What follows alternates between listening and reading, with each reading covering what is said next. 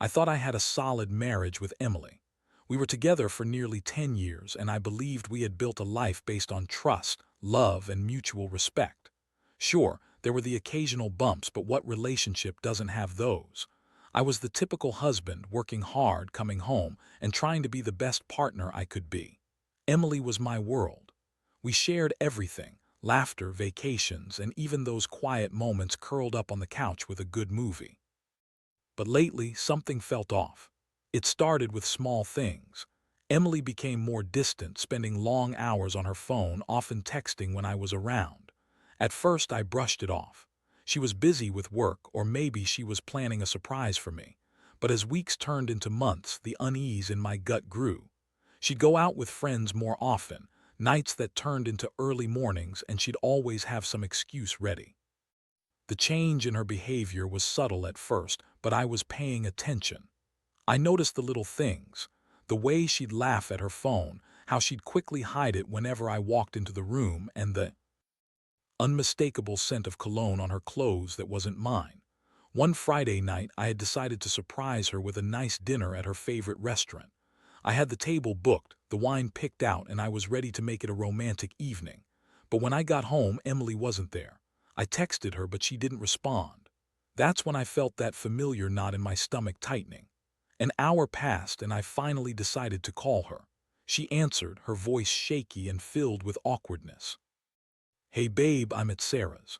We're just hanging out," she said, but something in her tone sent alarms ringing in my head. After confirming that dinner would have to be canceled, I sat at home stewing in frustration. I wanted to trust her, but the longer I sat alone, the more my insecurities spiraled. I decided to take a walk to clear my head.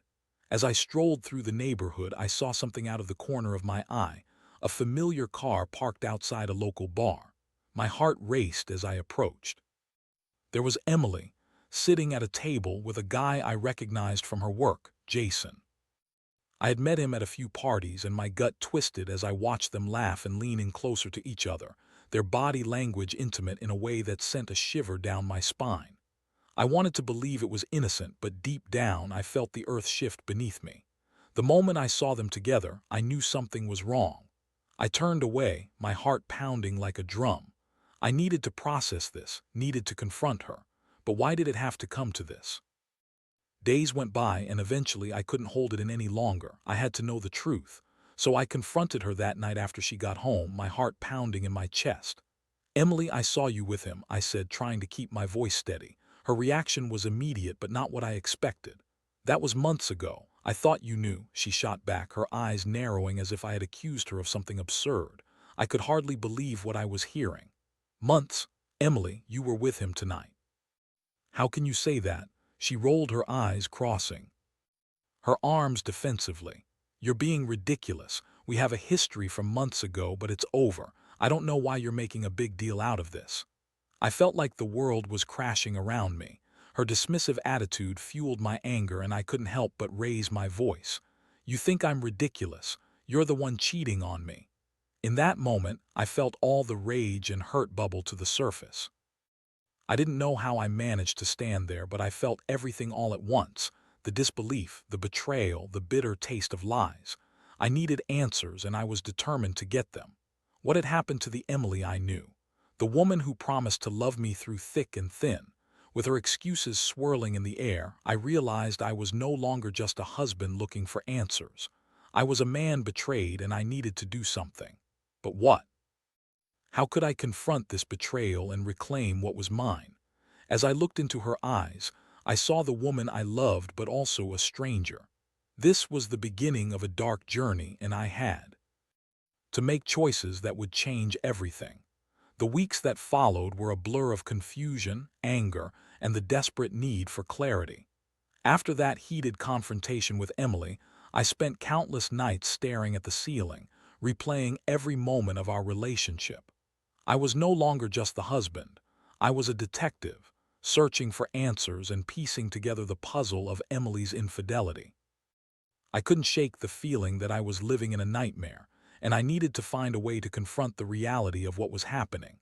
I began to watch her more closely, looking for signs, hoping she would slip up and give me the truth I sought. I followed her on a few occasions, Nothing too obvious, of course, just enough to keep my sanity intact. I would watch her as she met with friends, and I found it laughable how easily she hid her betrayal. One evening, Emily left the house, claiming she was going to a book club meeting. It was the same old excuse, but I had my doubts. I decided to follow her that night. As I drove through the city streets, I felt a mix of dread and determination. I parked a few blocks from the cafe where she supposedly met her friends and waited. 30 minutes went by, and I was ready to turn back when I saw her. She was walking hand in hand with Jason, not just sitting casually with him at a cafe, but strolling through the streets, laughing and whispering to each other like a couple deeply in love. My heart sank further than I thought possible. I had seen enough. They walked into a bar together, and I couldn't stop myself from following them inside. I found a dark corner where I could see them without being noticed. My hands were clammy, and I could hardly breathe as I watched the scene unfold in front of me. They were sitting close, shoulders touching, their laughter filling the room. At one point, Jason leaned in and kissed her cheek. That single, innocent gesture felt like a dagger to my heart. I was consumed by a wave of anger and sadness, but more than that, I felt humiliated. After witnessing that, I knew I had to confront Emily once more.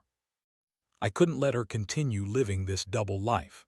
I had to expose the truth, not just for myself, but for her as well. So I returned home, stewing in my thoughts, crafting the words I needed to say.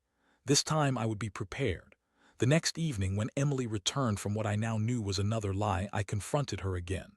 The door barely closed behind her when I exploded. "I saw you with Jason again. Enough is enough, Emily. You need to tell me the truth." She froze, her eyes wide with shock. "What are you talking about? I was at book club just like I said." I laughed bitterly. "Book club? You actually think I'd believe that after what I saw? You were with him. Enough with the lies, Emily." Her expression shifted instantly from shock to irritation. "Oh, please, you're being dramatic. We're just friends. You think I'd cheat on you? You're paranoid." Paranoid. The reality of it all hit me hard. I felt like I was speaking to a stranger. The woman I married was nowhere to be found. "It's not paranoia if I have evidence, Emily. I'm not stupid. You can't just dismiss me like this." She rolled her eyes, clearly growing impatient. "You're blowing this way out of proportion. It was just a moment and it means nothing. I thought we were past that. I've told you it's over between us and Jason." I wanted to scream, to shake some sense into her. "But it's not just a moment, it's a pattern. You're lying to me." She crossed her arms, her smirk returning. "You'll believe whatever you want to believe. I don't owe you an explanation for my friendships." Her words stung, but what hurt most was the way she dismissed my feelings as if they were nothing. I took a deep breath, trying to calm the storm inside me. "You know what? I deserve better than this. I deserve the truth. You have two choices. You can either tell me everything now, or I'll just expose you for who you really are." Emily's lips curved into a mocking smile. "Expose me? For what? I'm not cheating on you. You're just insecure. You need to get over yourself." Her laughter echoed in the room, and it ignited a fire in me I didn't know I had. In that moment, I realized that I was done playing the victim. I wasn't going to let her manipulate me anymore. I wanted revenge, not to hurt her, but to reclaim my dignity. I was determined to gather the evidence I needed to confront her fully. I needed proof. I began to set my plan in motion, knowing full well that revenge would be the only way to find my truth. As painful as it was, I had to watch her closely. I had to find out everything. The emotional turmoil was overwhelming, but I felt a flicker of empowerment at the thought of taking control of my life. I wasn't going to allow her to continue dragging me through this. I would uncover her lies, and she would see the consequences of her actions. With each passing day, my resolve grew stronger, and I prepared for the next steps. What was once a loving marriage was rapidly becoming a battlefield, and I was ready for war. As the days turned into weeks, I became more methodical in my approach. I knew I wouldn't be able to confront Emily without solid evidence, and I was determined to gather everything I could. I began keeping a journal of her movements, noting when she left the house, who she was with, and the excuses she gave. It became almost obsessive, but I felt like it was the only way to regain some semblance of control in a situation where I felt utterly powerless. I took to following her on her outings, keeping my distance but making sure I knew exactly where she was at all times. It was exhausting, both physically and emotionally. I would sit in my car for hours, watching her laugh and flirt with Jason like nothing was ever wrong. It felt surreal, like I was living in a twisted version of reality. Each time I saw them together, my heart would clench, but I kept telling myself it was all part of my plan. One Friday night, I hit the jackpot. Emily told me she was going to a friend's house for a girls' night in, and I decided to follow her. I had a feeling this would be a significant night, and I was right. She arrived at a bar instead, and I parked a few blocks away, watching her walk in with a group of friends, including Jason. My heart raced as I realized they were all in on it, laughing and drinking together. As the night wore on, I noticed Jason get more and more touchy-feely with her, wrapping an arm around her waist and leaning in closer than was appropriate. I felt my blood boil.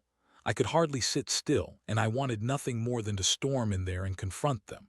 But I knew I had to wait. Patience was key. After a couple of hours, I saw them leave the bar together, and I followed them to a nearby hotel. My heart sank as they walked inside. I parked and sat there, staring at the hotel entrance, feeling an overwhelming rush of emotions flooding through me. I was angry, hurt, and more than anything, I was determined to expose this betrayal. I couldn't believe I was witnessing this. In my mind, I kept replaying the image of Emily, the woman I loved, who had promised to be with me through thick and thin, going into a hotel with another man. I wanted to scream, but I knew I had to keep my cool. I was gathering evidence, and this was my golden opportunity. After what felt like an eternity, I saw them finally leave the hotel, heads close together, clearly still, wrapped up in their own world. I made my way back home, my heart racing with the knowledge I now had. I had seen enough to confront her with solid proof. I felt empowered in a way I hadn't in weeks, but as I sat alone in the dark, I grappled with the emotions crashing down on me. I wanted revenge, that much was true, but another part of me still clung to hope. Maybe, just maybe, I could salvage what was left of our marriage. Or was it too late? The next day, I told Emily I wanted to talk. I was calm, but inside, a storm was raging. I needed to confront her with the truth I now had, and I wanted to do it in a way that would expose her for who she was. I invited her to sit down with me at the kitchen table, her usual spot. "What's this about?" she asked, eyeing me suspiciously. I took a deep breath, and with a steady voice I said, "I know about you and Jason." Her face went pale, and for a moment I thought I saw a flicker of genuine fear in her eyes. "What are you talking about?" she stammered.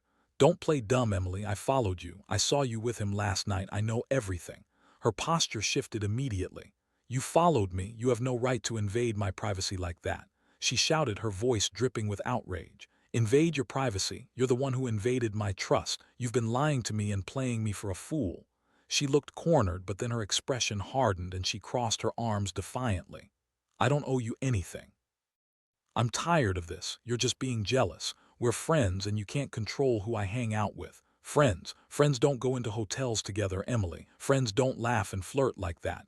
My voice was rising, but I was too far gone to care. "You're twisting this," she shot back. "I didn't ask you to be my keeper." I slammed my hand on the table, the sound echoing throughout the room. "You're right. You didn't ask me, but you made a commitment to me and you broke it. I deserve better than this, and I won't just sit back and let you pretend everything is okay. Just because you're insecure doesn't mean you have to act like this." She yelled, tears brimming in her eyes. "Stop with the tears, Emily. You think this is just about jealousy. This is about deceit and betrayal. I have proof, and I'm done playing nice." The confrontation escalated into a war of words, and with each passing moment, I felt the walls closing in on me. Emily's lies unraveled before my eyes, each excuse more pathetic than the last.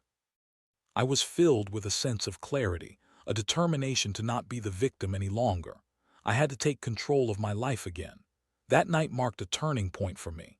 I was done being passive. I was going to fight for myself, whether it meant standing my ground against her or even considering the possibility of ending the marriage entirely. I was tired of being the one left in the dark, and I was prepared to take the necessary steps to regain my power. Little did I know, the next move would change everything, and I would need to be ready for the fallout. After confronting Emily, I felt a strange mix of relief and renewed anger. Relief, because I had finally said what needed to be said. Anger, because I still felt her lies deep in my gut, twisting and turning the knife of betrayal even further. It was clear she was unrepentant, and that realization fueled my desire for revenge. No longer would I be the one left in the dark, allowing her to manipulate my feelings. I needed to take back my power. That night, I came up with a plan. I would gather every piece of evidence I could find. I started by going through her phone while she was asleep. I knew it was a breach of trust, but at this point, I didn't care. I needed to see if she had any messages from Jason that could further confirm her infidelity. I tiptoed into our bedroom, my heart pounding as I reached for her phone on the nightstand. I unlocked it with her thumbprint, something I had learned after years of being together. I scrolled through her messages and quickly found a conversation thread with Jason. My hands shook as I read their exchanges, each message cutting deeper than the last. Their conversations were filled with flirtation, inside jokes, and plans to meet up. I felt sick to my stomach. They discussed their secret dates, how much fun they had, and even shared intimate details I never thought I would have to read. I was plunged into a world I didn't belong to, one where my wife was sharing a side of herself with another man, one that should have been reserved for me. Just then, I heard her stir in the bed, and I quickly put her phone back where I found it. I felt like a thief in my own home. As I lay there next to her, I wondered how I could ever sleep beside a woman who had been so disloyal. My mind raced with thoughts of what I had just discovered and how I would confront her with this information. The next day, I decided to put my plan into action. I called my close friend Dave, who had always been there for me. I needed someone to talk to, someone who could help me navigate the emotional minefield I was stepping into. When I explained the situation, he was supportive but also practical. "You have to be careful, man. If you're going to confront her with this, make sure you have all your evidence lined up. You don't want to get blindsided again," he advised. He was right, and I took his advice to heart. I started gathering more evidence, documenting everything I could find. I kept a record of her late-night outings, the hotel incident, and the conversations I had seen on her phone. I even began noting the small details, like the lingering scent of cologne I had never recognized before, and the way she always seemed to have her phone glued to her hand. As the days went by, my resolve only strengthened. I felt like a volcano ready to erupt, and the more I discovered, the more furious I became. I realized I had been living a lie, and the thought of confronting Emily with everything was both terrifying and empowering. The following weekend, I decided it was time to unveil the truth. I called her home early from work, claiming I wanted to discuss some relationship issues. Emily, ever the creature of habit, arrived home with her usual carefree attitude, seemingly oblivious to the storm brewing inside me. "Hey, babe, what's going on?" She greeted me, a smile plastered across her face. "Sit down, Emily. We need to talk," I said, my voice steady but firm. She raised an eyebrow, her smile fading slightly. "Okay, what's up? I've been doing some thinking and I need you to be honest with me. This isn't about me being insecure, it's about trust, something you've completely shattered." Her demeanor shifted. She could sense the seriousness in my voice. "What are you talking about?" I took a deep breath, feeling the weight of the moment. "I know about you and Jason. I have proof, and I've seen you together. This has gone on for far too long, and I deserve the truth." Her response was immediate, but I could see her composure waver. "You're being ridiculous. I told you I was done with him. You need to stop being so paranoid." "Paranoid? I've seen you with him, Emily. I've read the messages. You think I would make this up?" I pushed, my voice rising as I revealed the evidence I had gathered. "Stop it. You're not making any sense. I told you we're just friends," she insisted, her eyes darting around the room as if searching for an escape. "Friends don't share intimate moments in a hotel, Emily. Friends don't flirt like that. You can't keep lying to me." I was shouting now, and I didn't care. I needed her to understand the depth of the betrayal. She stood up, crossing her arms defensively. "You're twisting everything again. How dare you accuse me like this? You're the one who's toxic." "Toxic? You want to talk about toxic? You're the one who's been lying to my face." I countered, feeling the anger boil over. You're the one who's been betraying everything we built together." Tears filled her eyes, and for a moment I thought I saw remorse. But then she wiped them away angrily, her expression hardening again. "I can't believe you would invade my privacy like this. You're pathetic." The fight escalated, words flying back and forth, each cutting deeper than the last. She tried to manipulate the situation further, but I stood firm. I had the evidence, I had the truth, and I was no longer backing down. With every accusation thrown her way, I felt more empowered. I was reclaiming my dignity, my strength. I was no longer the victim. Instead, I was ready to take charge of my life and make decisions that would protect my heart. "Emily, I'm done with your games. I deserve better than to be treated like this. I'm considering my options, and you need to understand the consequences of your actions." The finality of my words hung heavy in the air, and I knew I had crossed a line. But it was a line that needed to be crossed if I wanted to find closure in this chaotic and painful mess. I stood there, resolute, ready to face whatever came next, knowing that I would emerge stronger from this. What I didn't realize at that moment was that the confrontation would set off a chain reaction that would change everything, pushing me toward a decision that would ultimately reshape the course of my life. The aftermath of that confrontation with Emily was a whirlwind of emotions. I felt like I had stepped off a cliff, unsure of where I would land. I had finally taken a stand, calling out her infidelity and refusing to be a passive victim, but the reality of it all was setting in. I was facing a betrayal I never thought I would encounter in my marriage, and the thought of what lay ahead was both terrifying and liberating. In the days that followed, Emily attempted to downplay our fight, brushing it off as mere relationship issues. But I was no longer willing to sweep things under the rug. I watched as she continued to play her usual games, pretending everything was fine while I could feel the tension simmering just beneath the surface. I wanted to believe that maybe she'd see the light, that maybe she'd realize the gravity of her actions, but deep down, I knew she was still lying to herself and to me. I reached out to Dave for support, needing someone to help me sift through the chaos. We met up at our usual bar, and I laid everything out on the table. I told him about the hotel, the messages, and the explosive confrontation that had left us both reeling. "Man, I'm sorry you had to go through that," he said, shaking his head. "But you did the right thing. You confronted her, and that's more than most guys do." "Yeah, but now what?" "I feel like I'm standing on the edge of a cliff, and I'm not sure if I should jump or step back," I admitted, swirling my drink absent-mindedly. "You need to think about what you want. Do you think you can ever trust her again? Can you move forward from this?" he asked, his blue eyes piercing through the haze of my confusion.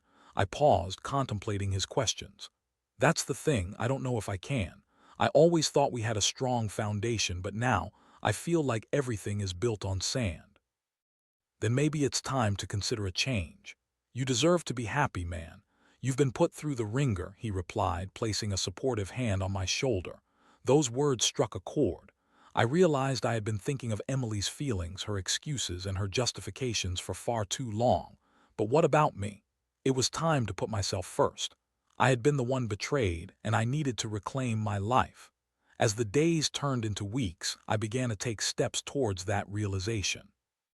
I decided to speak with a therapist about my feelings, needing an objective perspective on my situation. During our sessions, I poured my heart out, my anger, my sadness, my confusion. I realized I had been holding on to the hope of what our marriage used to be, rather than facing the stark reality of what it had become. "Emily's choices are hers," my therapist said. "You can't control her, but you can control how you respond. Think about what's best for you moving forward." With each session, I felt a weight lift off my shoulders. I started to envision a future for myself, even if that future meant stepping away from Emily. I began to explore the possibility of separating, if not for good, at least to take a break and reassess my feelings about us. But with that decision came another confrontation. I knew I had to sit down with Emily and lay everything on the line. It was no longer about accusations, but about what I wanted moving forward. I was ready to take the plunge, no turning back. One evening, after she returned home from work, I called her into the living room. I could see the tension in her posture, the way she crossed her arms as if preparing for a battle. "Emily, we need to talk," I said, my voice steady. She rolled her eyes, clearly annoyed. "What now, more accusations?" "No, this is different," I replied. "I've had time to think and I want to be clear about where I stand."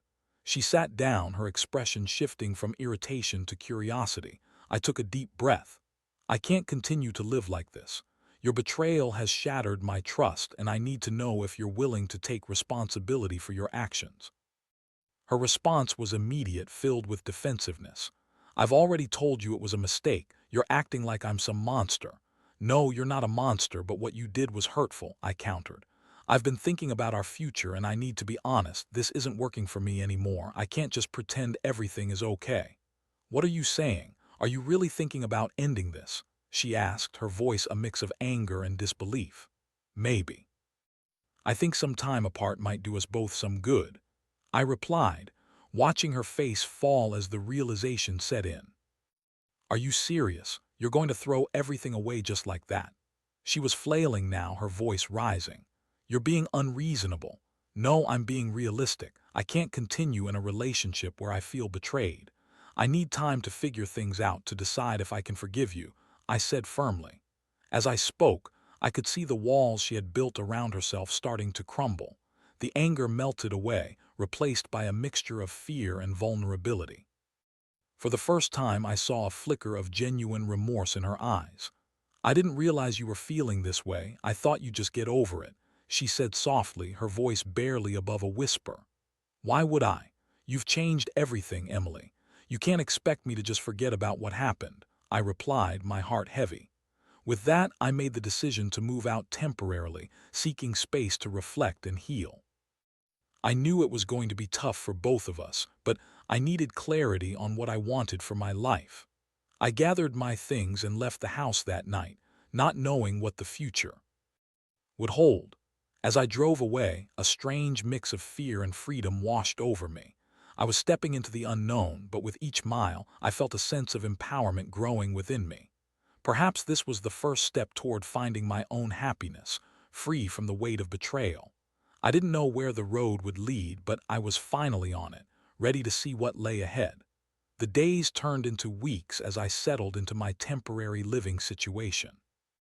I rented a small apartment not far from our home, giving me a sense of independence I hadn't felt in years.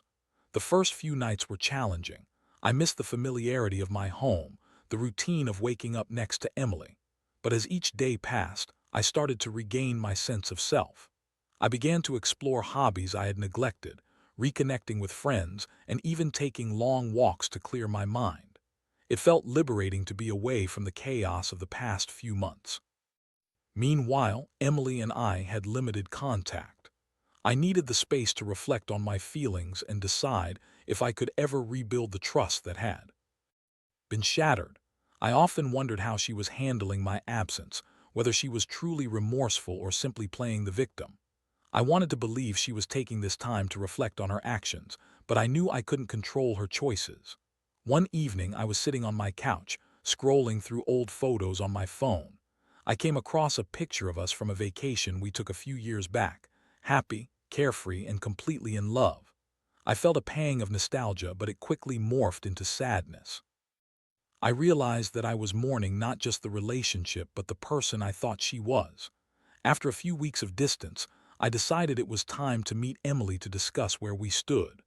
I called her, my heart racing as I prepared for whatever confrontation lay ahead. We agreed to meet at a cafe halfway between our homes, a neutral territory. When I arrived, I spotted her sitting at a table, looking nervous and unsure. She had dressed differently than I remembered, more polished and put together, as if she wanted to project an image of confidence. But as I approached, I saw the uncertainty in her eyes. "Hey," I said softly, taking a seat across from her. "Hi," she replied, her voice quiet and tentative.